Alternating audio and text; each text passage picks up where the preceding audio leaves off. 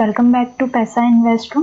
आज से हम NISM series 7 secretary operation and risk management certification exam course start करने वाले हैं। सो आज हम एग्जाम से रिलेटेड कुछ इम्पोर्टेंट चीज जान लेते हैं, like introduction to secretary operation and risk management, then exam के ऑब्जेक्टिव्स क्या होते हैं, टेस्ट डिटेल्स क्या होते हैं, बेनिफिट्स क्या हैं इस सर्टिफिकेशन के, लाइक आप ये सर्टिफिकेशन अगर करते हो तो आपको क्या क्या, लाइक कौन कौन से जॉब्स के लिए आप अप्लाई कर सकते हो, एंड सबसे last not the list chapter wise weightage, किस चैप्टर से कितने मार्क्स के क्वेश्चंस आते हैं, तो वो भी हम इसे इंट्रोडक्शन पार्ट में ही डिस्कस कर लेंगे।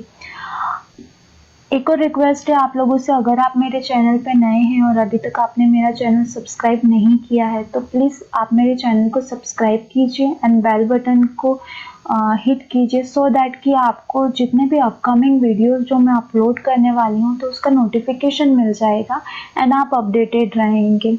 सो लेट्स स्टार्ट। सबसे first NISM series 7 secretary operation and risk management certification exam जो है, ये भी एक इम्पॉर्टेंट एग्जाम है एज लाइक NISM सीरीज 8। अभी ये इम्पॉर्टेंट क्यों है? बिकॉज NISM 8 जो है, अगर आप as a equity dealer work करना चाहते हैं तो आपको सीरीज 8 जो है वो कंपलसरी होता है मॉड्यूल, राइट। सिमिलरली NISM 8 के साथ साथ में आजकल NISM 7 भी कंपलसरी कर दिया है।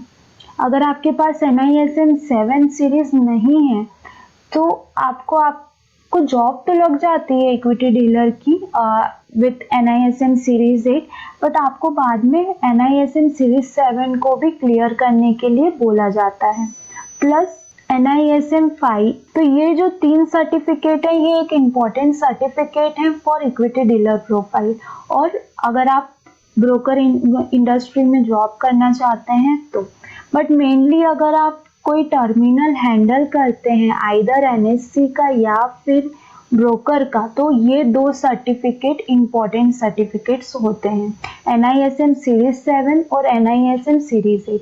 नॉर्मली जो NISM सीरीज 7 सर्टिफिकेट होता है ये रिस्क मैनेजमेंट टीम के लिए होता है, RMS बोला जाता है उन्हें, रिस्क मैनेजमेंट टीम। ये टीम क्या करती है कि लाइक हम जो भी ऑर्डर्स पंच होते हैं इन अ डे ब्रोकर के पास, ठीक है, तो ये 2 वेरिएशंस में होते हैं, आइदर इक्विटी डीलर के थ्रू, दैट मीन्स क्लाइंट जो है इक्विटी डीलर को कॉल करेंगे एंड उनके पास से ऑर्डर पंच करते हैं, या फिर ऑनलाइन सेल्फ ऑर्डर पंच करते हैं।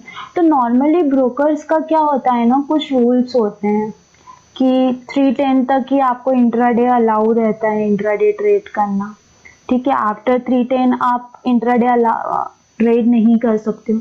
तो जो पंच ऑर्डर पंच होते हैं इन अ डे, तो 310 पे आपको उनको कट करना पड़ता है। अगर आप कट नहीं करते हैं तो जो RMS टीम रहती है उनके पास फाइल रहती है एंड वो ऑटो फाइल जो है स्क्वायर ऑफ में डालते हैं, और ये पोजीशन 310 के बाद में ब्लॉक होके अप टू 330 ये क्लियर कर देती है RMS टीम।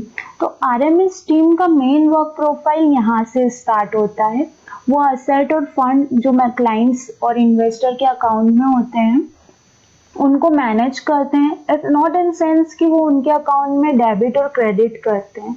वो एक्सचेंज डेबिट एंड क्रेडिट की लिस्ट जो रहती है वो एक्सचेंज से इन और आउट होती है। फॉर सपोज किसी क्लाइंट ने परचेज किया है तो ब्रोकर एक्सचेंज के पास लिस्ट देता है, अगर किसी क्लाइंट ने सेल किया है तो भी एक्सचेंज को वो रिक्वेस्ट देता है फॉर क्रेडिट द शेयर, ठीक है। तो असेट और फंड को हैंडल करते हैं। Then redressal of investor grievance, यानी कि जो भी इन्वेस्टर के अगर कुछ कंप्लायंस वगैरह आती है या फिर कुछ सेटलमेंट नहीं हो रहा है, क्लियरिंग में नहीं हुआ है, ऑक्शन में गया है कोई भी स्टॉक, तो वो भी कंप्लीट RMS टीम देखती है। देन इंटरनल कंट्रोल और रिस्क मैनेजमेंट करते हैं ये लोग।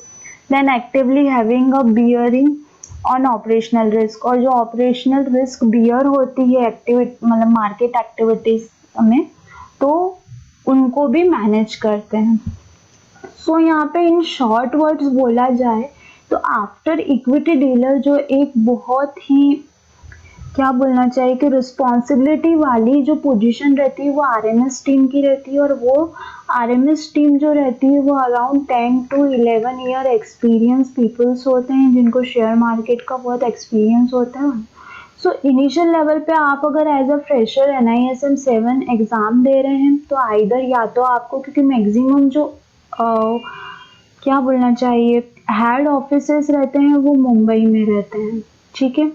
तो आप अगर मुंबई में ज्वाइन करते हैं तो आपको असिस्टेंट आरएमएस की जॉब लग सकती है, ठीक है। बट अगर आप मुंबई के बाहर जॉब देख रहे हैं एक नॉर्मल, तो आपको ये दोनों सर्टिफिकेट का कॉम्बिनेशन लेके चलना पड़ेगा एंड देन आप एज अ इक्विटी डीलर की जॉब कर सकते हैं। बट इनिशियल लेवल्स पे एज अ इक्विटी डीलर की ही जॉब लगती है, और इक्विटी डीलर के लिए ये दोनों certificate compulsory. Most of the brokers ने कंपलसरी कर दिया है, बट कुछ ब्रोकर ओनली NISM 8 के साथ में भी आपको हायर कर लेते हैं। वो लेटर ऑन आपको बोलते हैं कि आप NISM 7 सीरीज भी जो है वो क्लियर कर दीजिए। ये इतना कंपलसरी नहीं है, ये कंपलसरी है। इवन आरएमएस के पास भी NISM इक्विटी डेरिवेटिव सर्टिफिकेट भी होता है। अगर उनके पास इक्विटी डेरिवेटिव सर्टिफिकेट नहीं होगा तो उनको ओनली इक्विटी ही, वो इक्विटी का ही रिस्क मैनेजमेंट कर सकते हैं, डेरिवेटिव का रिस्क मैनेजमेंट नहीं कर सकते हैं। तो दैट्स वाई उनके पास में इक्विटी डीलर का सर्टिफिकेट भी रहता है। और कंबाइंड सर्टिफिकेट होता है उनके पास में। नॉर्मली उनके पास जो सर्टिफिकेट होता है that one is NISM common derivative, ठीक है। तो ये कॉमन डेरिवेटिव जो रहता है वो equity, currency and interest rate, bonds and debentures आते हैं इंटरेस्ट रेट डेरिवेटिव्स में। सो ये तीनों कवर करता है कॉमन डेरिवेटिव, ठीक है, प्लस NISM सीरीज 7। तो आप प्योरली अगर RMS प्रोफाइल के लिए देख रहे हैं, रिस्क मैनेजमेंट टीम के लिए अगर आप प्रोफाइल सर्च आउट कर रहे हैं, तो मुझे ऐसा लगता है कि आपको NISM 8 की जगह NISM कॉमन डेरिवेटिव सर्टिफिकेट देना चाहिए, प्लस NISM सीरीज 7 सर्टिफिकेट देना चाहिए। तो यहाँ पे आपके चांसेस जो हैं वो थोड़े से ज़्यादा हो जाते हैं RMS के लिए। बट यहाँ पे वही चीज़ आती है कि आप अगर मुंबई में हैं लोकलाइट, देन तो आपके लिए बहुत इजी है RMS में एंटर करना। बट अगर आप मुंबई के बाहर से हैं तो नॉर्मली क्या होता है ना, RMS टीम HO में ही बैठती है, जो हेड ऑफिस रहते हैं ना वहीं पर ही RMS टीम बैठती है, बाकी कहीं और RMS टीम नहीं बैठती है। तो थोड़ा सा हमको जब वैकेंसी ही नहीं रहेगी हमारी खुद की सिटी में तो कैसे मिलेगा RMS का जॉब। तो आप ये मत लेके चलिए कि अगर आप रिस्क मैनेजमेंट वाला सर्टिफिकेट दे देते हैं तो आपको डायरेक्टली RMS की जॉब लग जाएगी।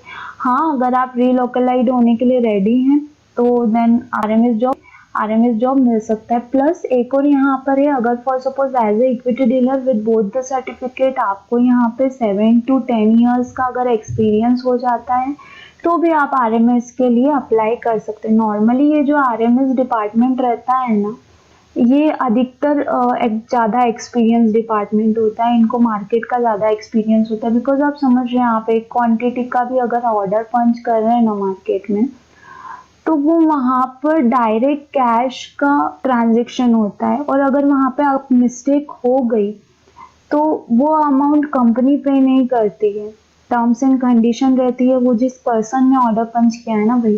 तो RMS टीम बहुत ही ज़्यादा क्या बोलना चाहिए कि आप समझ रहे हो, उसका नाम ही रिस्क मैनेजमेंट है, रिस्क को मैनेज करके चलती है, ब्रोकर एंड पे भी और क्लाइंट एंड पे भी, ठीक है।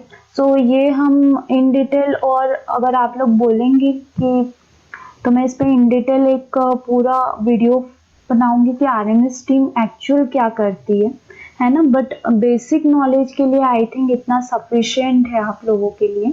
सो एग्ज़ाम के ऑब्जेक्टिव्स क्या होते हैं, तो नॉर्मली आप एग्ज़ाम को क्लियर कर देते हैं तो आफ्टर कंप्लीशन आपको किन किन चीज़ों का बेसिक नॉलेज हो जाता है।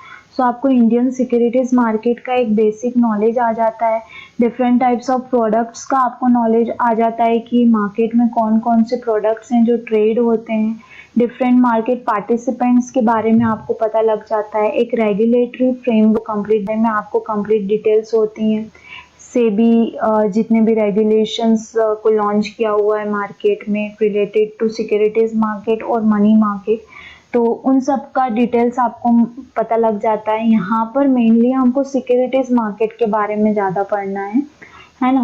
देन आपको जो फंक्शंस होते हैं फ्रंट ऑफिस के, मिडिल ऑफिस के एंड बैक ऑफिस के सिक्योरिटी ब्रोकिंग फर्म के, तो उसके बारे में आपको कंप्लीट डिटेल्स पता लग जाती है। देन आपको जो ट्रेड लाइफ साइकिल है उसका कंप्लीट आपको नॉलेज हो जाता है। देन जितने भी पार्टिसिपेंट्स स्टेप्स और जो पार्टिसिपेंट्स इन्वॉल्व होते हैं ट्रेड लाइफ साइकिल में, उनके बारे में आपको नॉलेज हो जाता है। आपको बैक ऑफिस टीम का जो मेन रोल रहता है उसके बारे में कंप्लीट नॉलेज हो जाता है। देन आपको क्लियरिंग एंड सेटलमेंट प्रोसेस भी पूरा कंप्लीट समझ में आ जाता है। और इन्वेस्टर ग्रीवेंस रिड्रेसल, ये वाला पूरा जो है ये कंप्लायंस के बारे में है, ठीक है। तो इसको फुल इंफॉर्मेशन आपके पास में रहती है, आपके पास में नॉलेज रहता है। यहाँ पे एक छोटा सा है कि लाइक जिन्होंने इक्विटी डेरिवेटिव वाला सर्टिफिकेट के लिए प्रिपरेशन कर रखा है, तो उनको बहुत इजी रहेगा इस सर्टिफिकेट का जो सिलेबस है उसको कवर करने के लिए, बिकॉज इक्विटी डेरिवेटिव के जो लास्ट के 5 चैप्टर्स हैं वही इन डेप्थ चैप्टर आपको यहाँ पर पढ़ने हैं, कुछ अलग नहीं है। एक ये इन्वेस्टर ग्रीवेंस रिड्रेसल वाला जो चैप्टर रहता है, 2 चैप्टर हैं इससे रिलेटेड, तो ये थोड़ा सा आपको एक्स्ट्रा पढ़ना है। बाकी जो चैप्टर्स हैं वो ऑलरेडी आप इक्विटी डेरिवेटिव्स में कवर कर चुके हैं, उन्हीं चैप्टर्स को हमको थोड़ा सा इन डेप्थ जाके पढ़ना है, ठीक है। तो बेसिक से बहुत सिंपल सर्टिफिकेट एग्जाम है। नॉर्मली पूरा थ्योरेटिकल पार्ट है, ऑपरेशनल किस तरीके से सिक्योरिटीज फर्म्स जो रहती हैं, ब्रोकिंग फर्म्स जो रहती हैं, उनका ऑपरेशन वर्क किस तरीके से होता है, तो नॉर्मली ये सर्टिफिकेट हमको ये बताता है। That's all. उसी का बेंचमार्क हमको प्रोवाइड करता है या बेसिक नॉलेज प्रोवाइड कर देता है। देन नेक्स्ट असाइनमेंट स्ट्रक्चर कैसा होता है, तो असाइनमेंट स्ट्रक्चर के लिए आई थिंक हमको नेक्स्ट स्लाइड पे जाना चाहिए। ओके, सो असाइनमेंट स्ट्रक्चर जो रहता है इसका वो कुछ ऐसा रहता है। फी आपको 1500 प्लस पड़ती है, 1500 एग्जामिनेशन फी है, प्लस इस पे टैक्सेस चार्ज होते हैं, ठीक है। तो ये आपको फी लगती है। ड्यूरेशन 120 मिनट्स का रहता है, मतलब अराउंड 2 आवर्स का। ओके, 100 क्वेश्चंस रहते हैं। नॉर्मली सारे क्वेश्चन थ्योरेटिकल आते हैं, न्यूमेरिकल क्वेश्चंस आई थिंक नहीं आते हैं, ओके। और मैक्सिमम मार्क्स, मतलब मैक्सिमम जो मार्क्स रहते हैं वो भी 100, लाइक ईच क्वेश्चन जो रहता है वो फॉर 1 मार्क्स रहता है, 1 मार्क्स पर क्वेश्चन रहता है, ठीक है।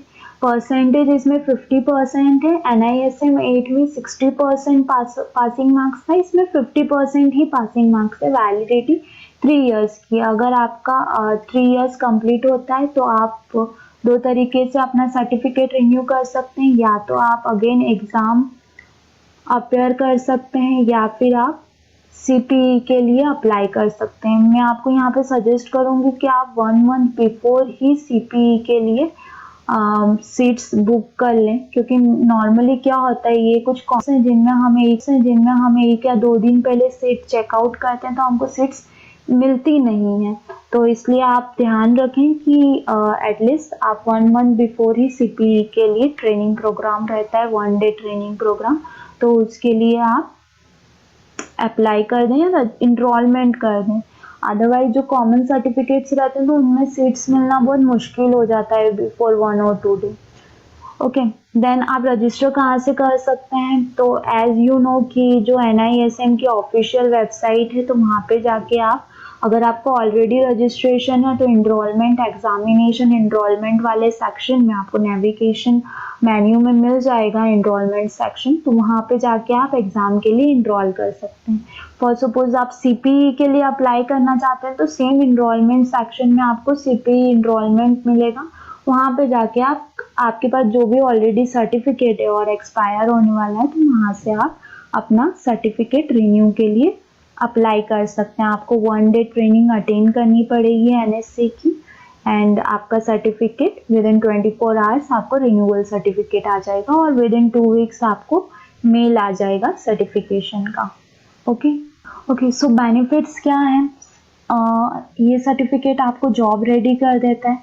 फॉर सपोज अगर आपके पास कॉम्बिनेशन है NISM 8 plus NISM 7 plus NISM 5A, okay, so ये सर्टिफिकेट्स, तीनों सर्टिफिकेट के कॉम्बिनेशन आपको क्या करते हैं, जॉब रेडी कर देते हैं। यहाँ पे आपको मे भी हो सकता है कि अगर अदर कैंडिडेट्स ओनली NISM 8 के साथ है और आपके पास तीनों सर्टिफिकेट हैं तो आपको प्रिफर किया जाएगा, ठीक है। नॉर्मल केसेस में ओनली NISM 7 वर्क नहीं करता है, ये मैं आपको क्लियरली बता देती हूँ, ठीक है। आपको NISM 7 को किसी ना किसी के कॉम्बिनेशन के साथ ही करना होगा। अगर आप ओनली NISM 7 करके जाते हैं तो यहाँ पे आपको फिर इक्विटी डीलर मॉड्यूल रहता है, तो वो एग्जामिनेशन देनी पड़ेगी, प्लस NISM 7 आप कर सकते हो। बट अगर आप RMS के लिए जा रहे हो तो आपको खुद को सोचना है आपको टर्मिनल कैसे मिलेंगे, है ना। वो टर्मिनल्स के लिए आपको क्या करना पड़ेगा, कॉमन डेरिवेटिव एग्जाम के लिए जाना पड़ेगा और प्लस NISM 7 के लिए जाना पड़ेगा। और कुछ कंपनीज होती हैं जो ओनली NISM 7 में मांगती है, तो वहाँ पे आप अप्लाई कर सकते हो। बट यहाँ पे कंडीशन आती है कि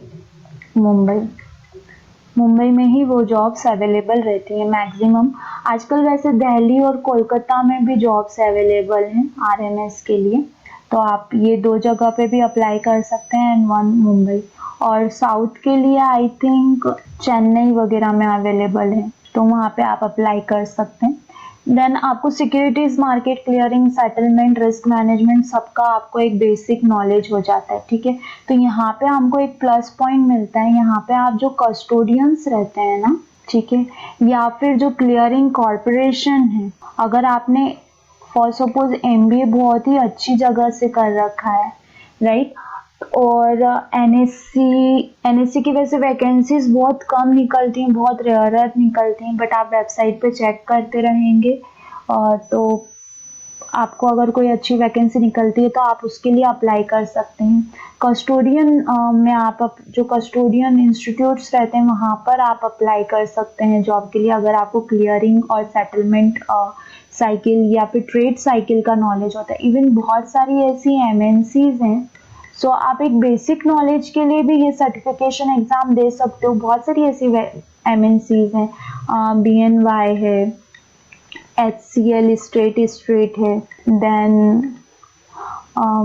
आई think like number of WNS है, E-क्लर्क है, नंबर ऑफ ऐसी MNCs हैं जो कि बेसिक नॉलेज मांगती हैं सिक्योरिटीज मार्केट का, clearing and settlement and trade life cycle, और फ्रेशर्स को ही वो लाइक प्रेफर करती हैं हायर करने के लिए, ठीक है। तो आप वहाँ पे भी अप्लाई कर सकते हो अगर आपने ये सर्टिफिकेट का एक नॉर्मल नॉलेज। फॉर सपोज मतलब आप सर्टिफिकेशन एग्जाम नहीं देना चाह रहे हो, 1500 रुपीज़ नहीं खर्च करना चाह रहे हो, बट आप अपना एक बेंचमार्क क्रिएट करना चाहते हो, एक बेसिक अंडरस्टैंडिंग, बेसिक नॉलेज आप क्रिएट करना चाहते हो फॉर इंटरव्यू पर्पस और फॉर लाइक आप अगर अटेम्प्ट करना चाहते हो MNCs में तो भी आपके लिए ये एक बहुत अच्छा ऑप्शन रहेगा अगर आप कोर्स पूरा कंप्लीट करते हैं तो, ठीक है। और अगर आप ब्रोकिंग फर्म में जाना चाहते हैं तो ब्रोकिंग फर्म में तो कंपलसरी आपको सर्टिफिकेट देना ही पड़ेगा, आपके पास सर्टिफिकेट रहता है तो ही वो आपको अलाउ करते हैं। देन नॉन फाइनेंस स्टूडेंट्स भी इस सर्टिफिकेट को दे सकते हैं और कंपनीज फ्रेशर को, जो मैं आपको ऑलरेडी बता चुकी हूँ कि MNCs भी हायर करती हैं और उनकी बेसिक रिक्वायरमेंट रहती है कि आप एज अ फ्रेशर उनके पास जाओ। बस यहाँ पे कुछ MNCs रहती हैं जो ओनली MBA या फिर उनको चाहिए होता है BBA फाइनेंस, स्पेशलाइजेशन, ग्रेजुएशन भी कर रखा है, तो अगर फाइनेंस स्पेशलाइजेशन वाला आपने ग्रेजुएशन कर रखा है तो ही वो आपको प्रिफर करते हैं और डिपेंड ऑन योर इंटरव्यू कि आपको फाइनेंस से रिलेटेड और सिक्योरिटीज मार्केट क्लियरिंग सेटलमेंट से रिलेटेड कितना नॉलेज है। Okay, main important syllabus, total number of chapter आपको ओनली 8 चैप्टर्स यहाँ पे पढ़ने हैं, ठीक है। और मैं आपको ये चैप्टर वाइज वेटेज स्टार्ट करने से पहले ही बता देती हूँ कि सारे चैप्टर्स इंटरलिंक है। अगर फॉर सपोज आप फर्स्ट 6 चैप्टर्स के लिए जाएंगे तो ये चारों चैप्टर्स आपके इंटरलिंक है। आप ये नहीं बोल सकते कि ये वाला चैप्टर स्किप कर दिया तो चलेगा या ये वाला चैप्टर स्किप कर दिया तो चलेगा। आपको सारे चैप्टर्स पढ़ने हैं। हाँ, लास्ट के ये जो 2 चैप्टर्स हैं इनमें से कभी कभार मैक्सिमम 10 मार्क्स के क्वेश्चंस आ जाते हैं, अदरवाइज 5 मार्क्स के क्वेश्चंस आते हैं। नॉर्मली यही जो मेन 6 चैप्टर्स हैं मेन, इनमें से ज़्यादा क्वेश्चंस आते हैं। सो फर्स्ट जो है ये आई थिंक यहाँ पे आप 5 मार्क्स कर लीजिए, और जो सेकंड चैप्टर है इसको अराउंड 10 मार्क्स का कर लीजिए, ठीक है। सो फर्स्ट जो चैप्टर्स है उसमें से अराउंड 5 मार्क्स के क्वेश्चंस आते हैं। तो 5 मार्क्स के क्वेश्चन किस तरीके से आते हैं, like securities market, primary market, secondary market, okay. अगर जिन्होंने ऑलरेडी डेरिवेटिव्स पढ़ रखा है तो डेरिवेटिव से रिलेटेड भी क्वेश्चन इसी चैप्टर से आ जाते हैं। Then second chapter is market participant in the securities market, मतलब कौन कौन से मार्केट पार्टिसिपेंट्स होते हैं सिक्योरिटीज मार्केट में। यहाँ पे ये आपको क्लियरिंग मेंबर, ट्रेडिंग मेंबर, इनका भी इंट्रोडक्शन प्रोवाइड किया हुआ है इस चैप्टर में। देन थर्ड चैप्टर ये 10 मार्क्स का है।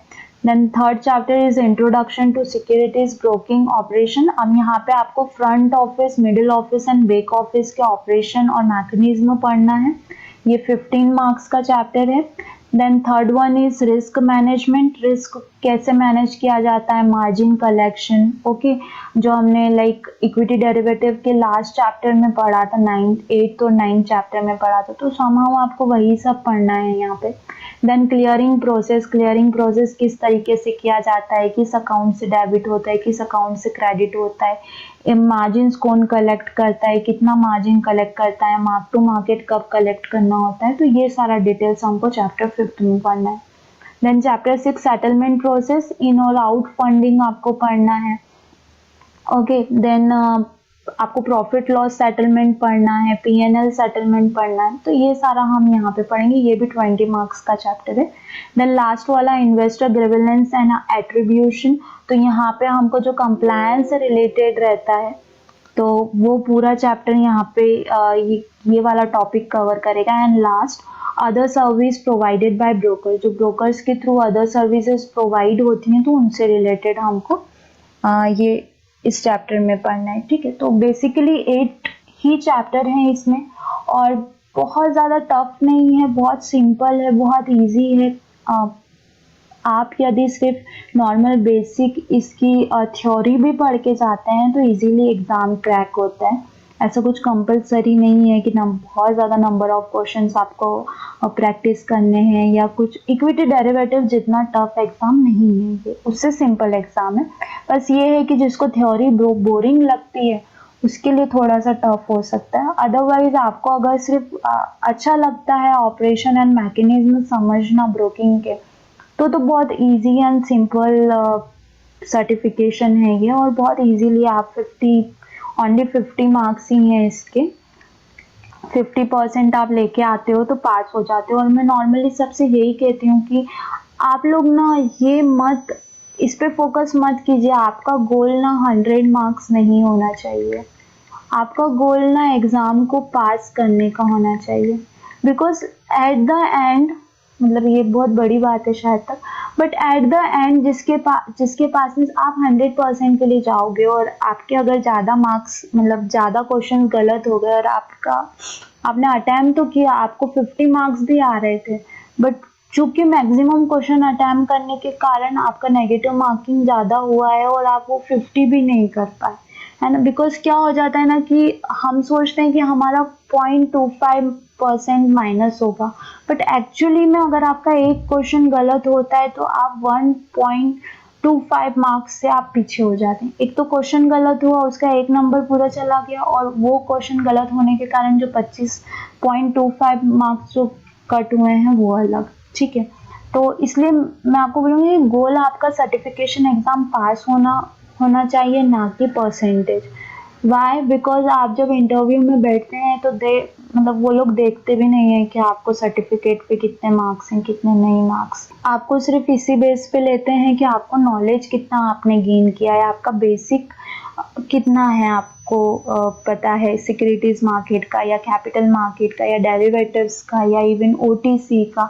आप ये सब वर्ड से आप बहुत फैमिलियर हो जाने चाहिए आफ्टर सर्टिफिकेशन। तो जब आप इंटरव्यू में बैठते हैं तो सामने वाला आपसे derivative, option, strategy, call, in the money, out the money, put, ये सब पूछते हैं, आपको सब बताते हैं, उनको बताते आना चाहिए। वहाँ पे वो उसके अकॉर्डिंगली आपको हायर करते हैं या नहीं हायर करते हैं, बेसिस पे हायर नहीं करते हैं। क्रिकेट एग्जाम में कितने मार्क्स हैं। पर्सनल एडवाइस कि आप लोग जो आपको पास करना है वो पास करना रखिए, ना कि second goal. And second goal आपका ये होना चाहिए, फर्स्ट गोल होना चाहिए। फर्स्ट गोल ये होना चाहिए कि आपका बहुत ही कि आपसे अच्छा बन जाए, कि आपसे कभी भी कुछ भी क्वेश्चन पूछे तो आपको आंसर, ठीक है। सेकंड थिंग ये होना चाहिए कि आपको पास होना है। थर्ड में ये आना चाहिए कि आपको मैक्सिमम मार्क्स से पास होना है। तो ये आपके 3 गोल होना चाहिए जब आप कभी भी एक सर्टिफिकेट एग्जाम मिनिमम आप 15 डेज में कवर हर एक चैप्टर एक दिन का है, मुश्किल से इवन एक दिन भी नहीं। जिसने ऑलरेडी इक्विटी डेरिवेटिव पढ़ रखा है तो उसके लिए ये दोनों, इवन ये तीनों सिंगल डे में कवर होंगे, ये तीनों चैप्टर एक दिन में कवर होंगे और ये दो में कवर एक दिन में कवर होंगे। तो 3 डेज में तो आपका ये पूरा, मतलब आप ऑन एन एवरेज 10 डेज रखिए अगर आप क्वेश्चंस वगैरह सब प्रैक्टिस करते हैं। प्लस ये इसका 2 दिन ले लीजिए, भले 4 दिन, और 6 दिन आपके क्वेश्चन प्रैक्टिस करने के। तो 10 दिन का आप मैक्सिमम या मिनिमम टाइम आप बोल सकते हो कि मिनिमम 10 डेज आप प्रिपरेशन करेंगे और ये एग्जाम आपका क्रैक हो जाएगा। बहुत सिंपल रहता है, बिल्कुल इसमें मतलब ऐसा बहुत होश या एक्स्ट्रा स्टडी नहीं पड़ती, जरूरत नहीं पड़ती है इसमें। इक्विटी थोड़ा में हमको थोड़ा सा एक्स्ट्रा पड़ती है बट सीरीज 7 में एक्स्ट्रा स्टडी नहीं करनी पड़ती है। नॉर्मल स्टडी में भी आप इजीली 50, और इवन समटाइम्स तो हम लॉजिक अगर हमारे एकदम क्लियर है तो लॉजिक बेसिस पे ही पूरा एग्जाम निकल जाता है। Okay, so thank you for watching. I hope कि ये वीडियो आपको हेल्प करेगा एग्ज़ाम प्रिपरेशन करने में और आपका टाइम टेबल सेट करने में।